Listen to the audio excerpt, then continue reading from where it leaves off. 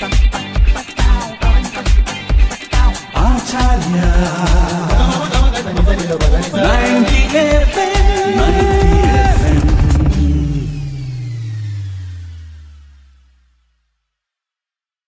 प्रेक्षक हो, मी तेजस्विनी आपलं मनपूर्वक स्वागत करते। आज सेलिब्रिटी शो मध्ये आपण डॉक्टर तात्याराव लहाने यांना भेटतो आहोत। नमस्कार सर, तुमचं मनपूर्वक स्वागत आहे।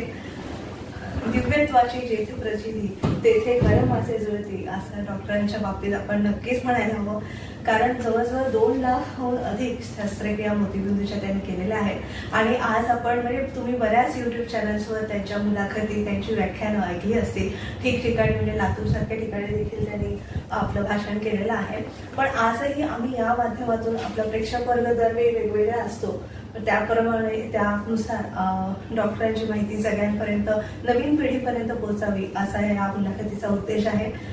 डॉक्टर अर्थातच सुरुवात बालपणापासून थोडक्यात करते, म्हणजे बालपण, शिक्षण, नंतर आपण पुढच्या टप्प्यावर जे आणि तुमचा पुढचा प्रवास जाणून घेणार। तर बालपण आणि शिक्षण म्हणजे कसं तुम्ही डॉक्टरच्या शिक्षणाकडे वळलात त्याविषयी? नाही, आपण जसं म्हणतात ते की माझं बालपण आणि माझं शिक्षण, तर मी खेड्यामध्ये म्हणजे माखेगाव खेड्यामध्ये राहत होतो आणि थोडीशी जमीन होती वडिलांना। आणि त्यावेळेस माझ्या गावामध्ये एक शाळा सुरू झाली आणि त्यांना मुलं 10 पाहिजे होते।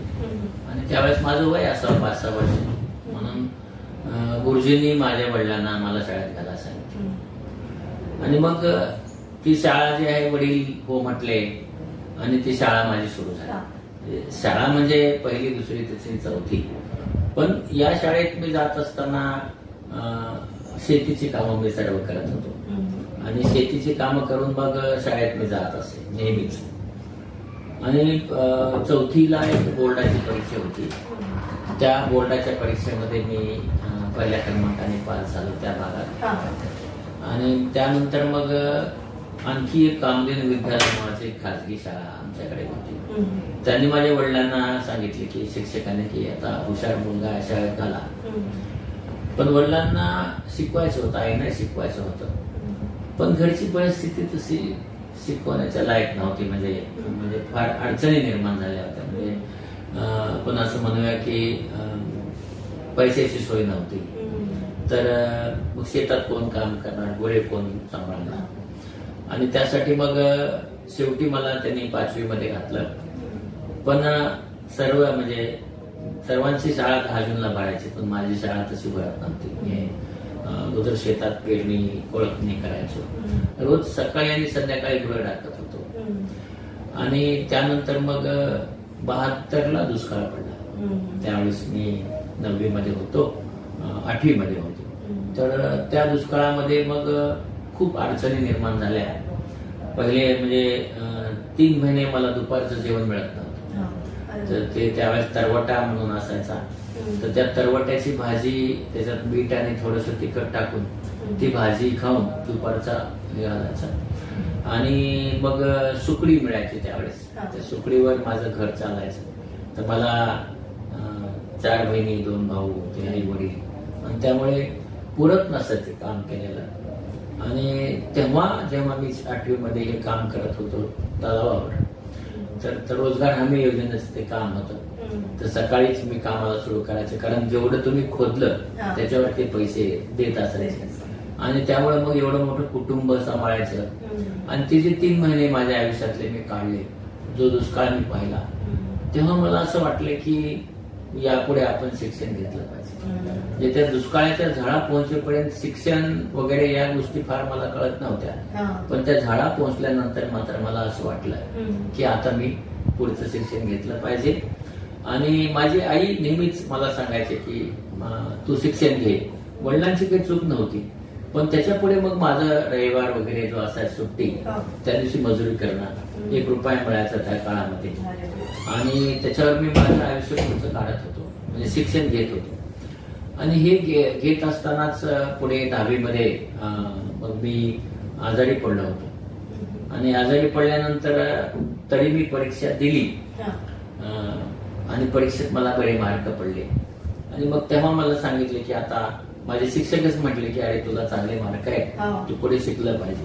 म्हणजे मी जर विचार केला तर 1ली ते 10वीची जी माझं शिक्षण झालं हे फक्त मला 4थीला मेरिट मिळाला या एकाच विषयामुळे. म्हणजे मी नेहमी सांगत असतो की आपली जर गुणवत्ता चांगली असेल तर आपल्याला समाजामध्ये त्याचा बऱ्यापैकी स्थान मिळतं.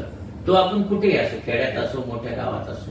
आपण आता पाहतो की आताच्या मुलांना सगळ्या प्रकारच्या सुविधा आहेत. त्या काळामध्ये आता पाहतो आपण की मला म्हणजे आपण लाईट तर सोडाच म्हणजे नव्हतीच, पण त्या काळात माझ्याकडे कंदील लावायला किंवा दिवा लावायला गोडे तेल किंवा रॉकेल काहीच नव्हतं. म्हणजे मी 1ली ते 10वीचा माझा जो प्रवास आहे तर तो सूर्यप्रकाशावरच फक्त अभ्यास केला. सूर्य निघाल्यानंतर अभ्यास, सूर्य मावळेपर्यंत अभ्यास करायचो. आणि दोन्ही वेळेस कंदील नव्हता, कारण खर्च करण्याची माझी तेवढी परिस्थिती नव्हती. आणि म्हणून त्या काळामध्ये 10वीला जेव्हा मी गेलो तेव्हा एक माझा मित्र होता ज्ञानोबा म्हणून, तर त्याचे वडील थोडे बडे होते. तर त्यांनी मग त्या कंदिलाचं जे तेल आहे ते द्यायचे. आणि 10वीच्या परीक्षेच्या वेळेस थोडं 6 महिने त्यांच्या वडिलांचा कंदील आम्ही वापरला. पण फार परिस्थिती बिकट होती.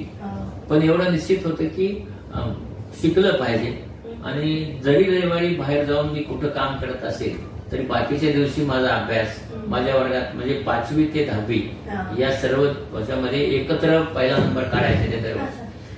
तर मी 5वी ते 10वी पूर्ण 10वी पर्यंत म्हणजे मी शाळेमध्ये पहिलाच आलो. मी शाळेत दुसरा कधी आलो नाही, पहिलाच आलो. आणि त्या मेरिटनी मला पुढे शिकता आलं. आणि म्हणून आपण जेव्हा एखाद्या अभ्यास वगैरे करतो तर अशा वेळेस काय होतं की आपण तितक्यात म्हणजे आपण स्वतःला इन्व्हॉल्व करून म्हणजे गुंतवून त्याच्यात जात नाही. किंवा मी जे पाहिलं, मला जे एवढा माझा अभ्यास झाला, गुळाच्या पाठीमागे अभ्यास करत असताना मला धडेच्या धडे पाठ करायचे, कारण माझी त्याच्यात इन्व्हॉल्वमेंट असायची. म्हणजे कसं आहे की पुस्तकावरून डोळे फिरवणं आणि पुस्तक वाचणं याच्यात माझं कसं आहे की मला मनन शिकवलं होतं माझ्या सरांनी. म्हणजे कसं की पुस्तकाचं एक पान वाचल्यानंतर मी डोळे झाकून ते पान पुन्हा आठवायचो. त्याच्यामुळे मला किती लक्षात राहिलं कळायचं आणि ते पुन्हा वाचायचं. आणि मनन या गोष्टीने मला आयुष्यभर खूप मदत केली. कारण आजही काही विचार करायचा, हो मी त्यावेळेस कुठल्या रुग्णाचा मी शस्त्रक्रिया केली होती हे मला बऱ्यापैकी आठवतं. आणि म्हणून मनन जे आहे त्याला आपण म्हणतो ते या अभ्यासामध्ये खूप चांगलं मला फायद्याचं ठरून गेलं. आणि 10वी नंतर जेव्हा मी पुढे परळीला गेलो की तिथं मला हॉस्टेल वगैरे मिळणार होतं वगैरे, कारण चांगले मार्क होते. शिक्षण देण्याची माझ्या वडिलांची हे नव्हती, परिस्थिती नव्हती. आणि तिथे मोफत मिळणार होतं. पण तिथे माझ्या प्रोनाउन्सिएशनचा प्रॉब्लेम झाला, मला ते स्टमच म्हणलं, तर त्यामुळे मला ते ऍडमिशन नाही मिळालं. 20 मुलांना मिळालं. पण तिथे मला दुसरे सर मिळाले. ते म्हणाले तू काळे सर तू कमावानीचे काय विनत काम कर. आणि मी रोज 7 महिने 2 वर्षामध्ये 7-7 महिने तिथल्या झाडांना सकाळी आपलं कावड घ्यायची आणि 50 झाडे म्हणजे 25 चक्रा मारून तेवढं पाणी जवळ होती, फार दूर नव्हती, आणि पाणी घालायचो. आणि त्याचे 30 रुपये मला मिळायचे. त्यातले 20 मी ठेवायचो आणि 10 घरी पाठवतो. तर हे काम करत, पण बेसिक असं की मी 7 वाजांचा जो क्लास होता तो कधी चुकवला नाही. म्हणजे मी वर्गात बरोबर वेळेवर जायचो. मी माझा अभ्यास कधी कमी केला नाही. दुसरं कसं आहे की तुम्ही जेव्हा एखादं काम करता आणि त्याच्यातनं तुम्ही उत्पन्न घेता त्यावेळेस तुम्हाला अभ्यास करण्यासाठी खूप प्रेरणा मिळते की हा आता मला अभ्यासाला वेळ आहे. म्हणजे आपण पाहतो की ज्यांच्याकडे अभ्यासाला वेळ आहे तर तो वेळ त्या अभ्यासासाठी वापरत नाही. नेमकं काय होतं की परीक्षा जवळ आली की 3 महिने अभ्यास आपण करतो आणि त्यामुळे ज्ञान राहत नाही. म्हणजे कसं आहे की 3 महिन्यात तुम्ही परीक्षेसाठी निश्चित तयार होता, पण तुम्हाला जे ज्ञान तुमच्या याच्यामध्ये व्हायला पाहिजे, अक्युमुलेट व्हायला पाहिजे, ते होत नाही. पण तुम्ही वर्षभर अभ्यास केला तर ज्ञान कधी ते जात नाही. मला आजही आवडते की मला 4थी मध्ये चिंगी महिन्याची झाली नाही तोच असा एक धडा होता. मला तेव्हा मुखच गत होतात. म्हणजे बेसिक असं आहे की एखादी कविता आहे त्यावेळेस सगळ्या कविता मला मुखच गत होत्या. आणि म्हणून आपण जर पाहिलं तर हा म्हणजे आपल्या मध्ये जे ज्ञान अक्युमुलेट करायचं नेहमीसाठी अभ्यास केला पाहिजे. आणि तुम्ही काम करत असाल ना तर तुम्ही अभ्यासासाठी वेळ काढता, तुम्ही काम करत नसाल तर अभ्यासासाठी तुम्हाला वेळ काढायची गरज नाही, कारण तुम्हाला वेळच वेळ असतो. म्हणून ज्यांना फार वेळ आहे तो ते उपयोगात आणत नाही. त्यातली काही मुलं नक्की आणतात, पण मुलांनी मला असं वाटतंय की एक आयुष्य असं आहे मुलांचं, मला वाटतंय की तो त्यांच्या आयुष्याचा यश मिळवण्याचा गोल्डन पिरियड आहे. तो कसा सांग, कारण तुम्ही जेव्हा 18 वर्षापासून किंवा ह्याच्यात शिकता तर त्यावेळेस तुम्हाला 25 म्हणजे 8-10 वर्षापर्यंत तुम्हाला फार जबाबदारी नसते आहे ना. आणि त्या काळामध्ये जर तुम्ही कसं आहे की मार्क कुणाला 40%, कुणाला 100% पडतात. असं का होतं हे बघा, IQ कमी असणारी माणसं फार कमी असतात. आपण आपल्या मेंदूचा वापर कमी करत नसल्यामुळे मार्क कमी पडतात. जर चांगला वापर केला, कारण आजचं जर आपण बघितलं तर स्पर्धेचं युग आहे, आणि स्पर्धेच्या युगामध्ये स्पर्धा कशी आहे, मार्काची स्पर्धा आहे. आणि ह्या मार्काच्या स्पर्धेत तुम्ही जर चांगले मार्क घेतले तरच तुम्हाला पुढे येता येणार. पण मार्क चांगले घ्यायला काय तुमच्याकडे मेंदू आहे, सगळं आहे, पण तो त्यावेळेस आपण त्याला वापरत नाही आणि म्हणून मार्क कमी पडतात. आणि मग अपयशी होतो, आपण डिप्रेशन मध्ये जातो. असं व्हायची गरज नाही. आणि दुसरं कसं झालंय की आताच्या मुलांच्या मध्ये किंवा ह्याच्यामध्ये की संधी पाहिजे, पण कशी पाहिजे, एका दिवसामध्येच आपल्याला मोटर गाडी देणारी, घर देणारी अशी मोठी संधी. म्हणजे प्रत्येकाचं कसं थिंकिंग आहे की मी IAS व्हावं, मी IPS व्हावं, किंवा मी डेप्युटी कलेक्टरच व्हावं, किंवा मी प्राध्यापकच व्हावं, प्रोफेसरच व्हावं. हे शक्य नाही आहे ना. तर त्यामध्ये लहान लहान संध्या ज्या आहेत, मी नेहमी सांगत असतो की संधी खूप महत्वाची असते. आणि म्हणून लहान संधी जरी तुम्हाला मिळाली तर ती संधी तुम्ही घ्यायचं आणि सोनं करायचं, त्याचं सोनं करायचं. पण आपल्याकडे तसं होताना दिसत नाही. आपण काय करतो, नाही हे माझ्या म्हणजे योग्यतेचं नाही आहे. योग्यता ही एका दिवसात सिद्ध होत नाही, योग्यता ही हळूहळू सिद्ध होत असते. आणि म्हणून आपण जी काही संधी मिळेल त्या संधीने पुढे जात गेलं पाहिजे. तसं होत नाहीये.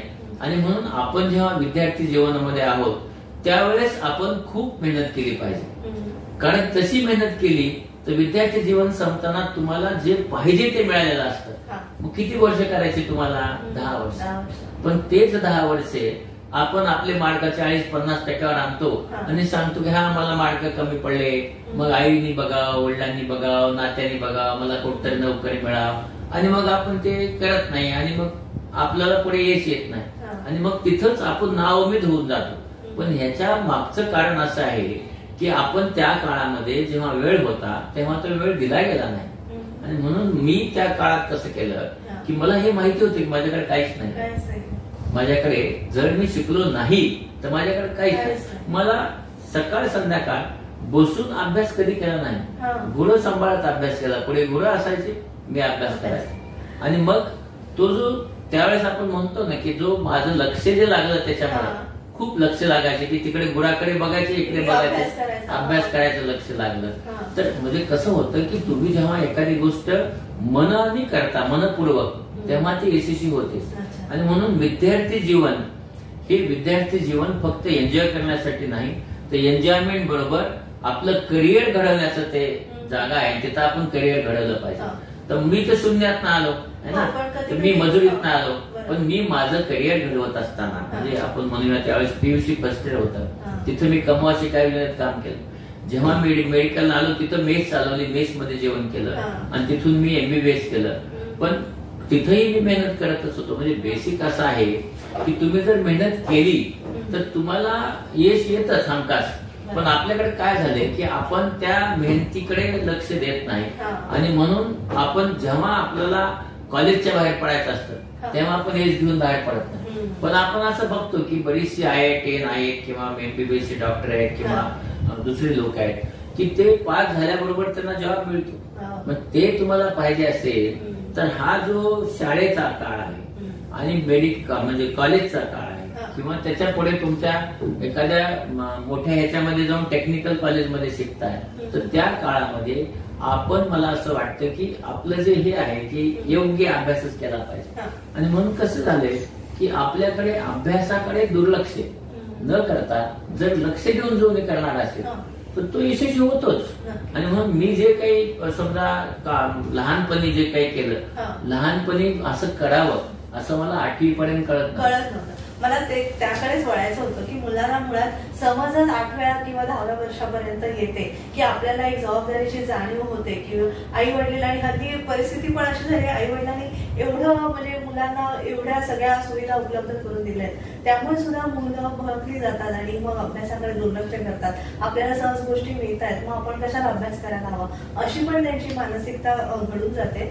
तर नेमके आई वडिलांनी तुमच्याकडे संस्कार असे केलेत की तुम्हाला जबाबदारीची जाणीव, म्हणजे ती परिस्थितीने तर अर्थात आली की तुम्ही सगळ्यात मोठे म्हणून ती आपसुकच तुमच्यावर पडली, हे तुमच्याकडून थोडं जाणून घ्यायचे. नाही, कसं आहे बरं का की तुमचं म्हणणं फारच बरोबर आहे की आज कसं झालंय की मुलांचं शिक्षण चांगलं व्हावं याच्यासाठी आई वडील सगळ्याच गोष्टीमध्ये स्वतःला एकदम आखडून ठेवतात. स्वतःचे काही त्यांची काही इच्छा असेल त्या इच्छा त्या पूर्ण करत नाहीत आणि ते सगळ्या गोष्टी म्हणजे पैसे जमवायचे असतील किंवा उत्पन्न निर्माण झालं तर ते मुलाचं शिक्षण, मुलाचं पुढे शिक्षण, मुलगा मेडिकलला नाही म्हणजे चांगल्या ठिकाणी नाही लागलं तर त्याला काही पैसे भरण्यासाठीच सगळं आज आपण पाहतो की सगळीकडे डोनेशन आलं आणि आई वडील डोनेशन देतात. पण मी माझ्या आयुष्यामध्ये जे शिक्षण घेतलं तिथं माझ्या आई वडिलांना कुठेही पैसे द्यावे लागले नाही.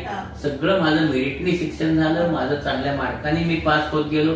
आणि म्हणून कसं झालेलं आहे की विद्यार्थ्यांनी ह्या गोष्टीकडे बघितलंच पाहिजे की तुम्ही जेव्हा आई वडील जेव्हा एवढं सगळं सोयीसुविधा करतात त्याचा निश्चित फायदा झाला पाहिजे. दुसरं कसं आहे की समजा आई वडील काही म्हटले की तुमचं मार्क कमी पडले तर मुलगा लगेच नाराज होतो. म्हणजे हा जो पेशन्स मुलांचा आहे तो कमी होत चालला आहे आणि तसं करायची काही गरज नाही आहे. कारण कसं आहे की पेशन्स कमी करून घेऊन आपलं यश येणार नाही. आणि कसं आहे की आपलं मनुष्य जीवन हे एकदाच मिळत असतं आणि म्हणून या मनुष्य जीवनामध्ये आपलं चांगलं व्हावं, आपण चांगलं करावं असं वाटत असेल, आई वडिलांनी ज्या सोयी सुविधा दिल्या आहेत त्या सोयी सुविधाचा फायदा घेऊन आपण आपलं स्वतःचं जे जीवन आहे हे यशस्वी केलं पाहिजे. ते केलं तर आई वडिलांना आनंदच आहे. आणि म्हणून मी जे पाहिलं माझ्या आई वडिलांनी मला सोयी सुविधा दिल्या नाही पण मला काम करण्यासाठी किंवा मला शिकण्यासाठी कुठं बंधन नाही घातलं. आणि ते बंधन नाही घातले त्यांना काही कळत नव्हतं. शिकलेले माझे आई वडील शिक्षित नाहीत पण शिक्षित जरी नसले तरी त्यांनी मला नेहमीसाठी किंवा माझा मुलगा चांगला आहे, चांगला शिकतोय, त्याला शिकू द्यावं हे जे त्यांनी केलं. तसं तुमचे सगळ्यांचे आई वडील तुम्हाला शिक्षण देतातच पण तुम्ही हे शिक्षण घेत असताना तुम्हाला मिळालेल्या सगळ्या ज्या काही त्यांनी संधी निर्माण करून दिल्या त्या संधीचा फायदा घ्यायची याच्यापेक्षा सुवर्ण वेळ कुठलीच नाही आहे. आणि विद्यार्थी जीवनामधली ही सगळ्यात मोठी सुवर्ण वेळ आहे. ही जर तुम्ही वेळ दवडली नाही तर पुढचं आयुष्य यशस्वी जाणार आहे. पण ही वेळ दवडली तर पुढे तुम्हाला हात जोडत बसणे आपण म्हणतो तसंच करावं लागणार. आणि म्हणून सोयी सुविधाचा म्हणजे आई वडिलांनी सोयी सुविधा द्याव्यात असंच माझं म्हणणं आहे. दुसरे मला म्हणायचं की आई वडिलांनी त्यांच्याने जे करणं झालं नाही ते मुलावर लादू नये. मुलांना जे करायचं आहे ते करू द्यावं. कारण मुलं कधी आई वडील सांगतात तू डॉक्टर हो, तू हे हो, तसं न करता त्यांना जे व्हायचे ते होऊ द्यावं. आणि मुलांनी आई वडिलांशी बोलावं की नाही मला इंजिनियर व्हायचं, मला डॉक्टर व्हायचं नाहीये. आणि म्हणून त्याने तसं व्हावं. पण आपण हा जो सुवर्ण काळ आहे आपला शिक्षण हा जो सुवर्ण काळ आहे याच्या इतका चांगला सुवर्ण काळ काहीच नाही. आणि म्हणून याच्यात मिळणारी जी संधी उपलब्ध होणार आहे या संधीचा फायदा घेऊन आपण आपलं आयुष्य घडवावं. आपल्या हातात आई वडिलांनी तर दिल्याच सुविधा. आज आपल्याकडे सगळ्या प्रकारच्या सुविधा आहेत, सगळ्या प्रकारचं ज्ञान आहे. आपल्याकडे गुगल आलाय, आपल्याकडे AI आलाय. आज आपल्याकडे ज्ञानाचं भंडार आहे. आणि म्हणून ह्या सगळ्या ज्ञानाच्या भंडाराचा आपण जर उपयोग करायचं ठरवलं तर मला वाटतं की आपण यशस्वी जरूर होतो. पण आज आपण पाहतो की बरीचशी पिढी या मोबाईलच्या ह्याच्यात गुंतून गेली आहे आणि ते काही अभ्यास करताना दिसत नाही आहेत. म्हणून मोबाईल जरूर वापरा पण आपल्या कामासाठी त्याचा काय फायदा होईल हे बघा आणि आपली प्रगती हे बघा. आपल्या या काळामध्ये ज्या सुविधा आहेत, ज्या काही आहेत, जितक्या सुविधा आज आपल्याकडे आहेत घरून दिलेल्या, बाहेरून मिळणाऱ्या वगैरे, तर या सगळ्या सुविधांचा उपयोग करून तुम्ही यशस्वी व्हा आणि ते यशस्वी होण्यासाठी कष्ट करा. नक्कीच. डॉक्टर एक छोटीशी विश्रांती घेऊया आणि आपल्या ह्या गप्पा अशा सुरू ठेवूया.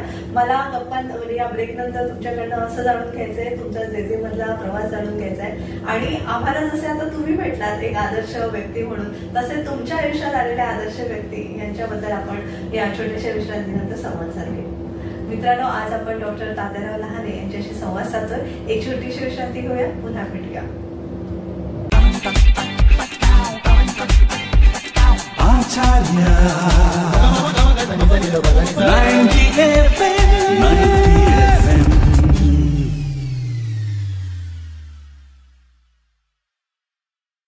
तुम्हा सगळ्यांचं पुन्हा एकदा स्वागत. तुम्ही ऐकत आहात सेलिब्रिटी शो मध्ये डॉक्टर तात्याराव लहाने यांना. डॉक्टर, आता अर्थातच MBBS नंतरचं तुमचं सगळं आयुष्य जाणून घ्यायचंय, त्याविषयी सांगा. म्हणजे तुमचा लातूर पासून मुंबई पर्यंतचा प्रवास, त्या टप्प्याकडे आपण येऊया. नमस्कार मित्र, विद्यार्थी मित्र, नमस्कार. जसं मला ताई सांगतायत तसं जर आपण विचार केला तर मला काही मुंबईला यायचं नव्हतं. मी जेव्हा MBBS झालो, MA झालो डोळ्याचा, आणि मला डोळ्याचं काही डॉक्टर व्हायचं नव्हतं. मला व्हायचं होतं हाडाचं किंवा पेडियाट्रिक डॉक्टर, पण झालो कारण त्याच्या विषयात मी नापास झालो होतो. पण त्याच्यापुढे मुंबईला यायचं कारण असं होतं की माझ्या दोन्ही किडनी खराब झाल्या, आणि दोन्ही किडनी खराब झाल्यानंतर आंबेजोगाईला डायलिसिस नव्हतं आणि तेव्हा औरंगाबादला डायलिसिस नव्हतं, आणि त्यामुळे मी मुंबईला डायलिसिस करण्यासाठी आलो. दर गुरुवारी मी डायलिसिस इथं करत होतो आणि इथं मी रुजू झालो होतो. बाकीच्या दिवशी मी ऑपरेशन्स वगैरे करत होतो. आणि या इथल्या विभागामध्ये त्यावेळेस फक्त रोजचे जवळपास 31 पेशंट यायचे. वर्षाचे 600 ऑपरेशन व्हायचे, आणि अंबेजोगाईला वर्षाला आम्ही 4000-5000 ऑपरेशन करायचो. त्यामुळे असं वाटायचं की अंबेजोगाईसारख्या ठिकाणी इतके पेशंट येत, इथं काय येत नाही. पण कारण काहीतरी वेगळी त्यावेळेस असावी. आणि मग मला डायलिसिस करताना डॉक्टरांनी सांगितले की तुम्हाला 1 वर्ष आयुष्य LIC काढा. LIC पण काढली. पण पुढे चालून त्यांनी सांगितले किडनी बदलता येईल, आणि मग माझ्या घरातल्या सगळ्या 17 लोकांनी किडनी द्यायचा निर्णय घेतला. आणि त्यांची भांडणं होऊ नये म्हणून ज्यांचं चांगली जमते किडनी, तर त्यांची किडनी घ्यायचा निर्णय घेतला, आणि आईची किडनी मला मॅच झाली, आणि मग माईने मला ती किडनी दिली. आता तुम्ही माझी जी मुलाखत घेत आहे तर ती मुलाखत या प्रसंगामध्ये आहे. मी का इथे तुमची मुलाखत देऊ शकतो? कारण माझी आई, माझी माय जी आहे, तर तिला डॉक्टर चिब्बर म्हणाले की तुम्हाला हम एक किडनी निकाल रहे. तर ती म्हणाली मला तुझी भाषा येत नाही, पण तू मला भूल दे की माझं किडनी काढ, माझ्या पोराला तात्याला बसव. ती नाही लागली तर दुसरी किडनी काढून बसव, पण माझा तात्या जगला पाहिजे. पहा, हे फक्त आई म्हणू शकते. दोन्ही किडनी देऊन स्वतःचं आयुष्य संपवायला माझी आई निघाली. आणि त्यावेळेस मला असं वाटलं की माझा दुसरा जन्म आहे, तर या जन्मामध्ये मी आईला चांगलं वाटेल असं सामाजिक काम केलं पाहिजे. कारण डॉक्टरने तर मला 1 वर्षाचं आयुष्य दिलं होतं, पण हे जे माझं आता 29 वर्षाचं आयुष्य आहे, हे माझ्या आईने मला दिलेलं आयुष्य, दुसरं माझं आयुष्य मी जगतोय. आता 29 वर्ष पूर्ण झाले, आणि म्हणून मला डायलिसिस करण्यासाठी मुंबईला मी आलो, आणि इथं माझी किडनी बदलली.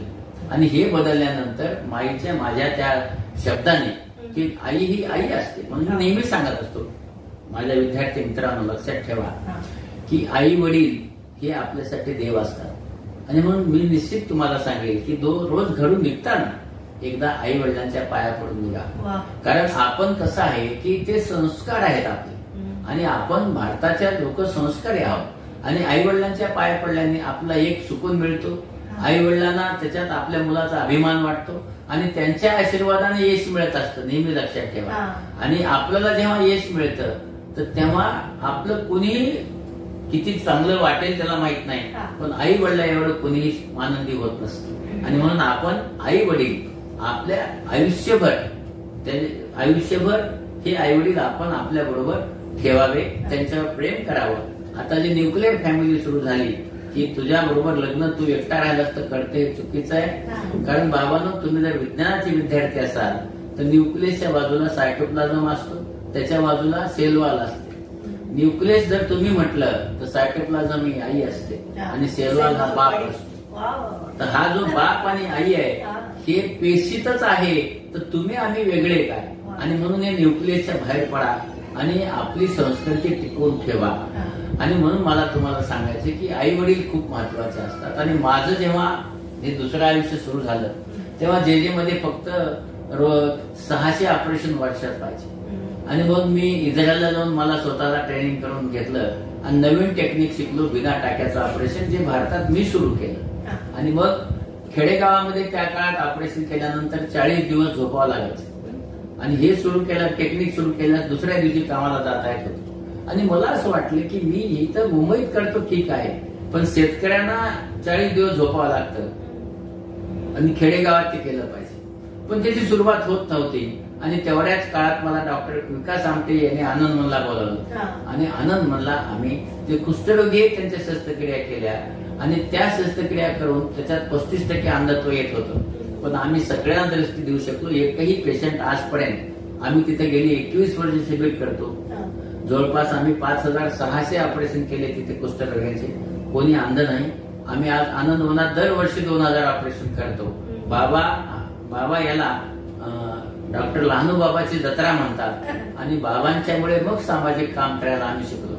महाराष्ट्रामध्ये आपल्याला सांगतो की मेळघाट घ्या, गडचिरोली घ्या, आनंदवन घ्या, त्याच्यानंतर नंदुरबार घ्या, असं कुठलेही ग्रामीण भाग नाही राहिला की ज्या भागामध्ये आम्ही जाऊन नेत्र शस्त्रक्रिया केल्या नाहीत. असे 693 शिबिरे केले आणि 693 शिबिरामधनं आम्ही जवळपास 1,30,000 ऑपरेशन आणि जवळपास आम्ही 30 लाख लोकांना तिथे जाऊन उपाय केले.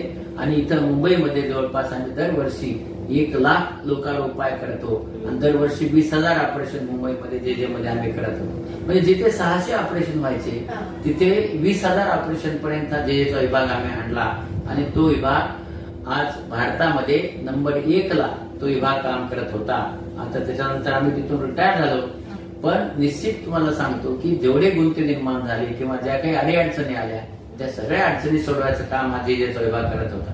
आणि म्हणून आपण आपला विभाग डेव्हलप करत असताना महाराष्ट्रावर सेवा देण्याचं जे मला आपण म्हणूया की कधी कधी संधी मिळाली, ही संधी मुंबईमुळे मिळाली, ही संधी नवीन टेक्निक शिकलो म्हणून मिळाली आणि ही संधी माझ्या आईने मला जी दुसरा जन्म दिला तेव्हा मला असं वाटलं की मी केलं पाहिजे. आणि म्हणून मी आतापर्यंत जवळपास 2,05,000 ऑपरेशन स्वतः केले.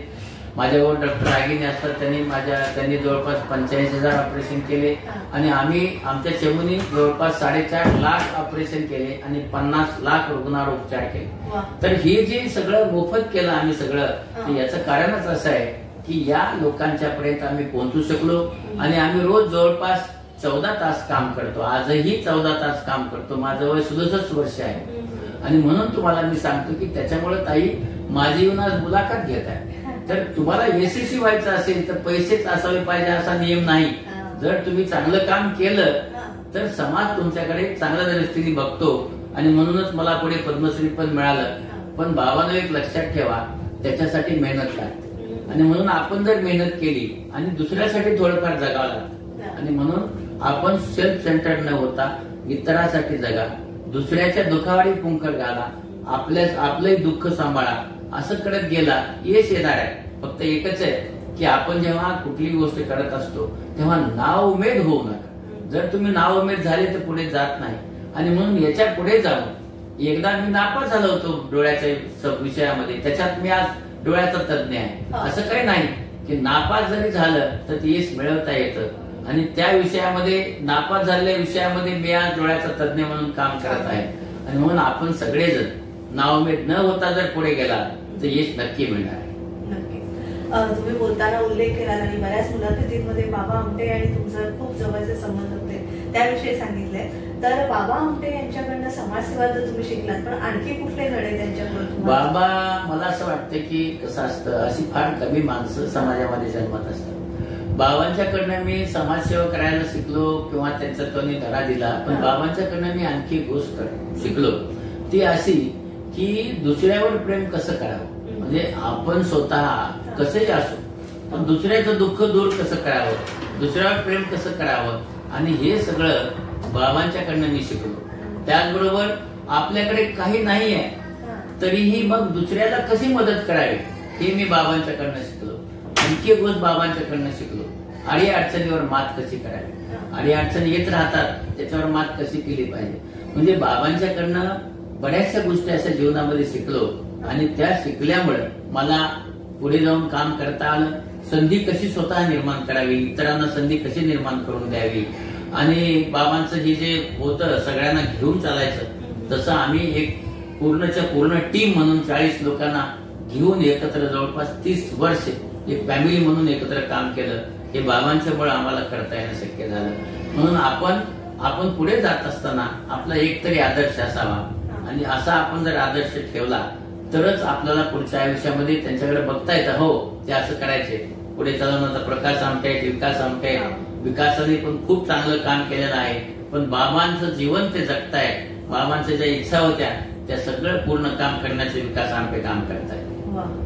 आणि आपल्या आई वडिलांना एवढं चांगलं काम करून त्याची म्हणजे आई वडिलांना धन्य वाटावं असं काम ते दोघंही करतायत. खरंच तसंच आता आम्ही तुमच्याकडे पाहताना तुमची मुलंही तुमच्या पावलावर पाऊल ठेवून या क्षेत्रात आहेत, तर थोडंसं तुमच्या मुलांबद्दल. मला असं होतं की मला जे मुलं झाली, मला मोठी मुलगी, माझा विठ्ठल हा माझा भाऊ आहे, तर तो प्लॅस्टिक सर्जन आहे. तर त्याला विठ्ठलला युरोलॉजी करायचं होतं, कारण माझं किडनी बदललं होतं. तर मी त्याला म्हणलं नाही, कारण मी असा विचार केला होता की विठ्ठलला लातूरला जायचं, तिथं प्लॅस्टिक सर्जन नाही, तर त्याने प्लॅस्टिक सर्जरी करावं. युरोलॉजीला सेटअप खूप लागतो, पैसे फार लागतात, आणि त्यावेळेस माझ्याकडे नव्हते, कारण मी 3 मुलीचे लग्न, बहिणीचे लग्न केले, माझ्या भावाच्या 4 मुलीचे लग्न केले, आणि म्हणून मी 2018 पर्यंत कर्जातच होतो. त्यामुळे हे करणं शक्य नव्हतं. म्हणून त्याला मी प्लॅस्टिक सर्जरी दिली. तो 6 महिने बोलत नव्हता. बाळ झाल्यानंतर तो म्हणला मला पुण्या मुंबईत करायचं. म्हणलं नाही, लातूरला जाऊन कर. तो मला 1.25 वर्ष बोलत नव्हता. पण आज आपण पाहिलं तर विठ्ठल हा महाराष्ट्रातला नंबर 1चा प्लॅस्टिक सर्जन आहे. त्याचं कारण असं आहे की मी त्याला प्लॅस्टिक सर्जरी दिलं आणि मी त्याला लातूरला पाठवलं. म्हणून हे लक्षात ठेवा की मोठ्या गावातच संधी असते असा विचार करू नका. छोट्या गावात देखील संधी निर्माण करता येतात, आणि त्या संधीचा आपण मोठे होऊ शकतो. आणि म्हणून महात्मा गांधींनी जसं सांगितलं की गावाकडे चला, तसा विचार करा की तुमच्या गावाजवळ जे मोठं गाव आहे त्या गावात काय नाही आहे ते जर तुम्ही केलं, त्या गावात गेलात तर यश लवकर मिळतं. मोठ्या गावामध्ये यश मिळायला खूप उशीर लागतो. माझी मुलगी सायली ही डॉक्टर झाली, डोळ्याचा डॉक्टर केलं मी तिला, आणि तिला मी रेटिना सर्जन करण्यासाठी एलव्ही प्रसादला पाठवून तिला रेटिना सर्जन केलं. गेली 10 वर्षे ते रेटिनाचं काम करते. माझा मुलगा सुमित, याला मी कॉर्निया सर्जन केलं. तो ह्याला गेला होता नारायण नेत्रालय. त्याच्यानंतर डोळ्याचा कॅन्सर आणि अॅक्युलोप्लास्टिक त्यांनी 2 अशा हे केले, तज्ञता केल्या. माझ्या सुनबाई पेडियाट्रिक ऑप्थॉल्मॉलॉजिस्ट आहेत. माझी एक मुलगी वकील आहे. म्हणजे मी हा विचार केला की मला उद्या डोळ्याचं हॉस्पिटल टाकायचं आहे, तर माझ्या ब्रँचेसला दुसरी माणसं बोलण्यापेक्षा घरचीच माणसं असावी. आणि म्हणून आज 4 आणि मी 2 ब्रँचेसच्या 6 ब्रँचेस ची सर्व माणसं ट्रेंड करून एकत्र ठेवल्यामुळं रुग्ण सकाळी 9 वाजल्यापासून 6 वाजेपर्यंत कधी आला तर त्याला ह्या डॉक्टरकडे जा, त्या डॉक्टरकडे जा म्हणावं लागत नाही. सगळ्या प्रकारच्या सोयी सुविधा मी देऊ शकतो. मला आणखी एक गोष्ट आनंद आहे की माझी जी मुलं आहेत ती शिकली, त्यांना जे पाहिजे ते शिकली. मी तर डॉक्टर झालो होतो, त्यांना सोयी सुविधा होत्या, पण त्याच्यानंतर देखील असं म्हणतात की शिकलेल्या आई वडिलांची मुलं शिकत नाहीत, पण काही शिकलेल्या आई वडिलांची मुलं चांगली शिकतात. त्याच्यातली माझी मुलं आहेत सगळे, तिन्ही माझी मुलं मला अगदी गर्व वाटावा इतकी चांगली शिकली. तर तुम्हीही सगळेजण तुम्हाला सांगतो की तुमच्या आई वडिलांना गर्व वाटावा, असं चांगलं व्हा, असं चांगलं शिका. आज माझी ओळख सुमितचं वडील किंवा सायलीचे वडील असं म्हणून जेव्हा होते, किंवा सपनाचे वडील म्हणून होते, तेव्हा मला एकदम गर्वाने फुगून जातो की हा माझी मुलं चांगलं काम करतायत. तसंच तुमच्या आई वडिलांना तुम्ही स्वतः चांगलं होऊन तुमची ओळख द्या. त्यांना सांगा की हो हे याचे वडील आहेत, ही याची आई आहे. तर तशा प्रकारे मोठे व्हा, उंची वाढवा, आपल्या स्वतःच्या यशाची रेष वाढवा, ज्याच्यामुळे तुमच्या आई वडिलांना गर्व निर्माण होईल. दुसरं ऋषितुल्य व्यक्तिमत्व म्हणजे तुमच्याकडे अर्थातच ऑपरेशनसाठी आलेले हिंदू हृदय सम्राट बाळासाहेब ठाकरे आणि प्रतिभाताई पाटील. तर अशी कुठली ऋषितुल्य माणसं तुमच्याकडे आली आणि तुमच्याकडून सेवा? माझ्याकडे असं तुम्हाला सांगतो की खूप ऋषितुल्य माणसं माझ्याकडे आली. आदरणीय बाळासाहेब म्हणा किंवा प्रतिभाताईंची मी शस्त्रक्रिया केली नाही, पण तपासण्या सगळ्या त्यांच्या मी केल्या होत्या.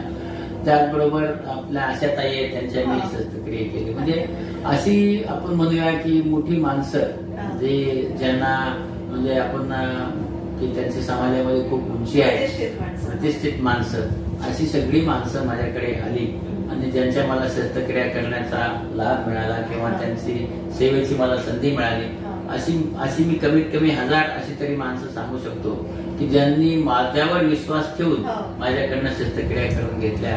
पण त्याच्यासाठी निश्चित आपला सांगतो की त्याच्यासाठी आपण आपलं स्वतःला सिद्ध करावं लागतं. आणि म्हणून आपण पुढे सेवा करायची असेल तर सिद्ध करा, स्वतःला सिद्ध करा की हा तुम्ही याच्यातले तज्ञ आहात असं सिद्ध केलं तर निश्चितच तुम्हाला तेवढ्याच उंचीची माणसं, तशी माणसं येतात, तुमच्याकडे शस्त्रक्रिया करून घेतात. आणि मलाही त्याचा आनंद आहे की मी पहिली शस्त्रक्रिया केली ती बाबासाहेब भोसले आपले महाराष्ट्राचे मुख्यमंत्री होते, त्यांची 1995-96 मध्ये शस्त्रक्रिया केली. तर तेव्हापासून मी असे अनेक मुख्यमंत्री, अनेक राज्यपाल, अनेक मंत्री त्यांच्या ते केल्याच, पण समाजामधली जी माणसं, सामाजिक प्रतिष्ठित माणसं आहेत त्यांच्याही खूप लोकांच्या मला शस्त्रक्रिया करण्याचा योग आला. आणि आमची पिढी सुद्धा म्हणजे एक वेगळी नजर देण्याचं काम तुम्ही आतापर्यंत करत आलेला आहात. पुन्हा एक छोटीशी विश्रांती घेऊया आणि आता मला नेत्र आपल्या ह्या क्षेत्रामध्ये काय नवीन सुधारणा झालेल्या आहेत त्याविषयी जाणून घ्यायचंय आणि थोडा तुमचा छंद याविषयी सुद्धा जाणून घ्यायचंय. एक छोटीशी विश्रांती घेऊया आणि डॉक्टर तात्याराव लहाने यांच्याशी आपला संवाद सुरू करूया.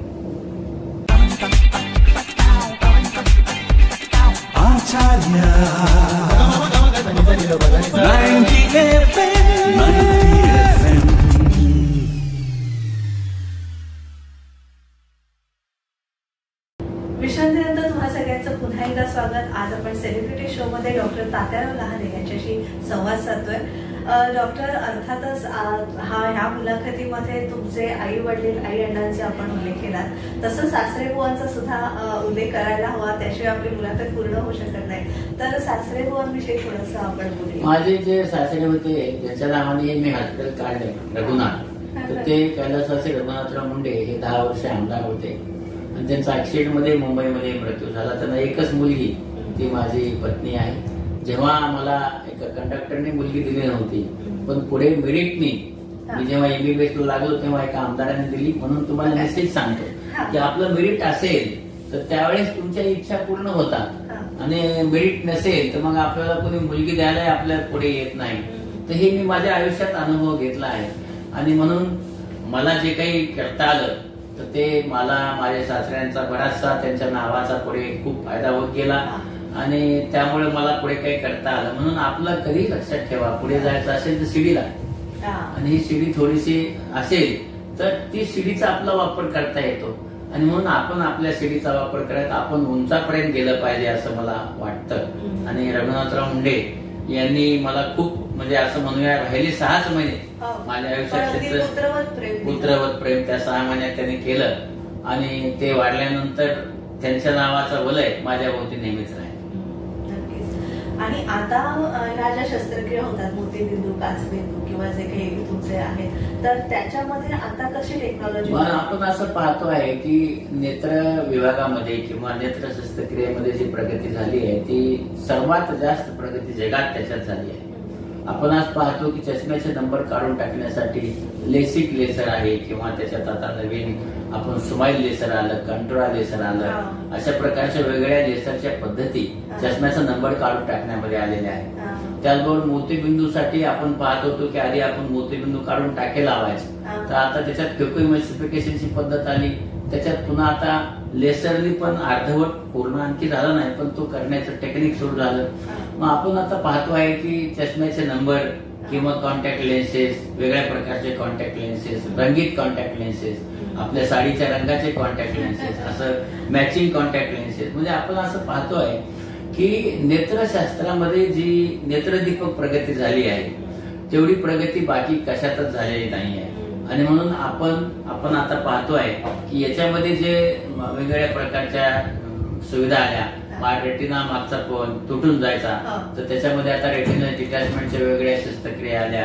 त्याच्यामध्ये आपण ऑइल टाकतो, गॅस टाकतो आणि त्याच्या शस्त्रक्रिया करतो. आणि म्हणून हे जे प्रगती होत आली आता आपण आता त्याच्यात DNA पर्यंत आलो आहे की कुठला एखादा DNA बदलून त्या डोळ्यामधल्या उपचार जसं काचबिंदूवर करण्याचे सध्या प्रयत्न चालू आहेत. आणि म्हणून योग्य वेळी काय असतं की डोळ्यामध्ये 3ऱ्या वर्षी डोळे तपासून घेतलेले बरे असतात, 5व्या वर्षी डोळे तपासले पाहिजे.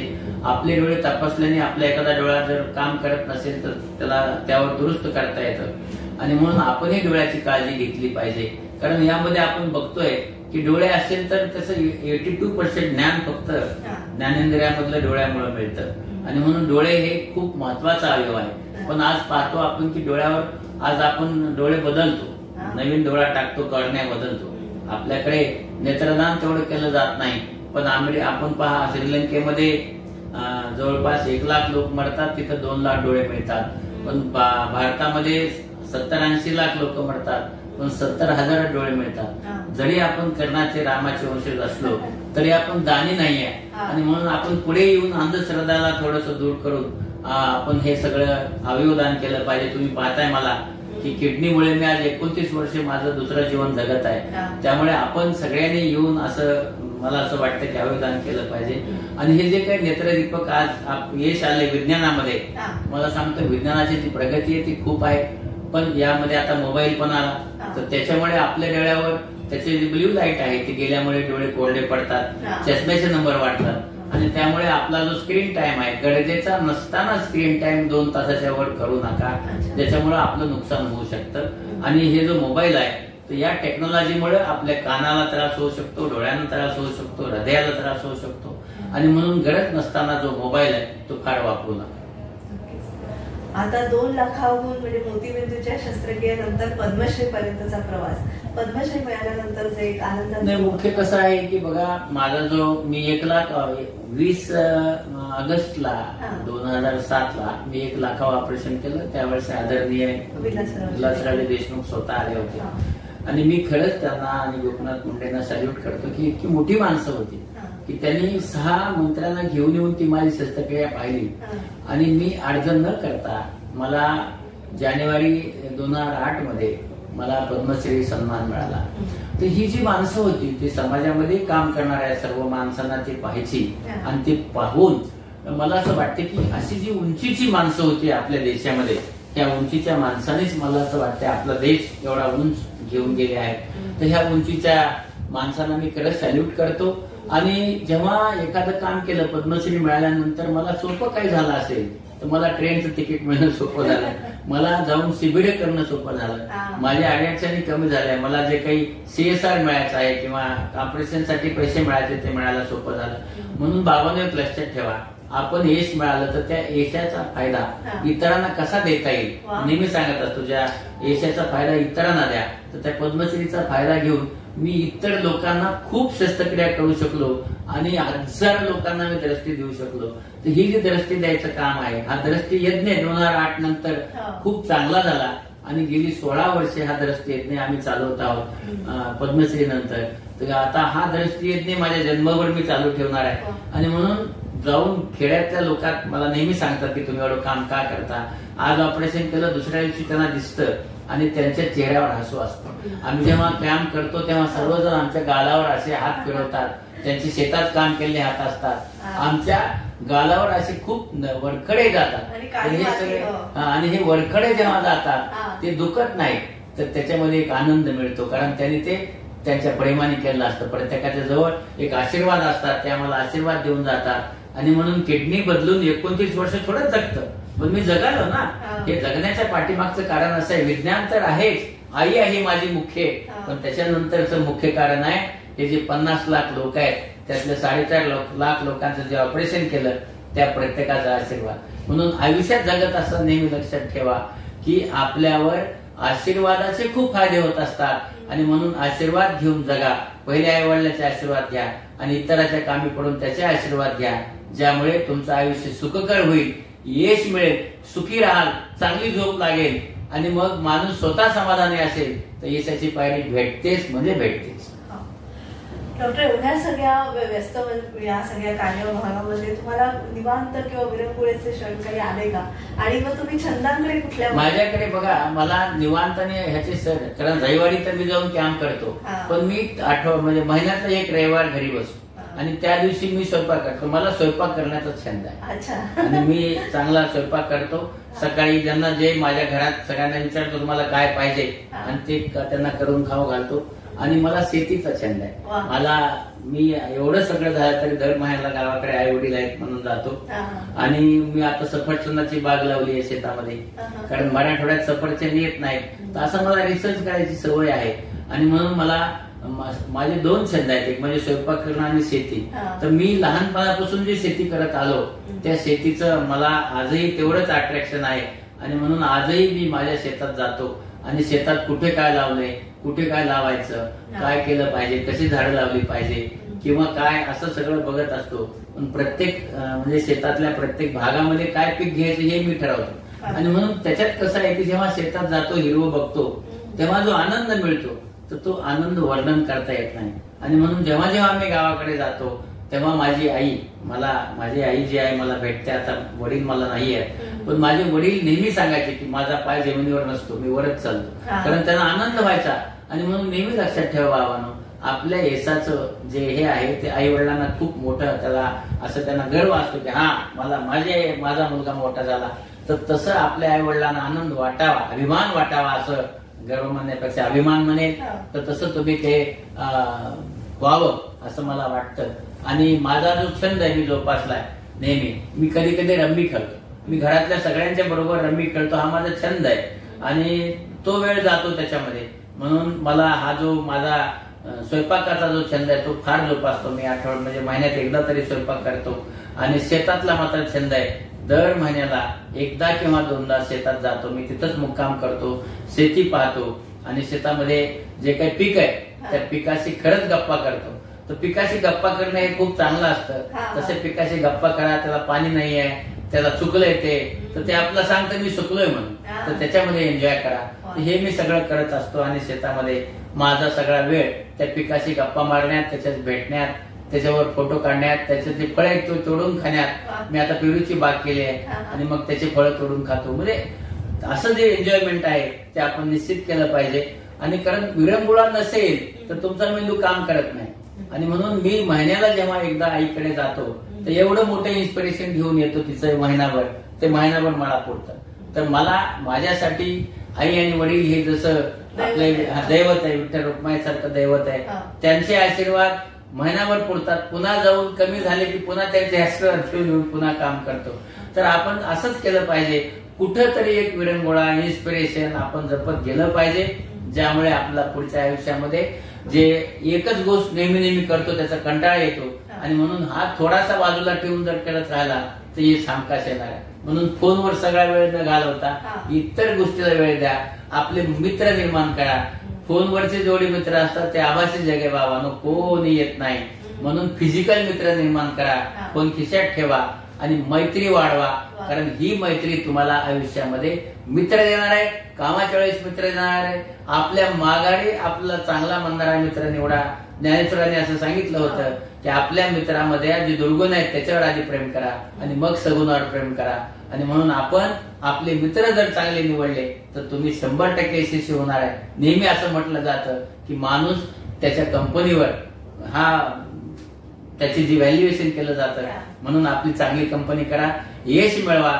आणि हे जे काळ आहे तुमचा विद्यार्थ्याचा, त्या विद्यार्थी जीवनामध्ये तुम्हाला इथंच काहीतरी करता येईल. हे करत असताना सातत्य रोज करा, लक्ष देऊन करा, कॉन्सन्ट्रेशनने करा.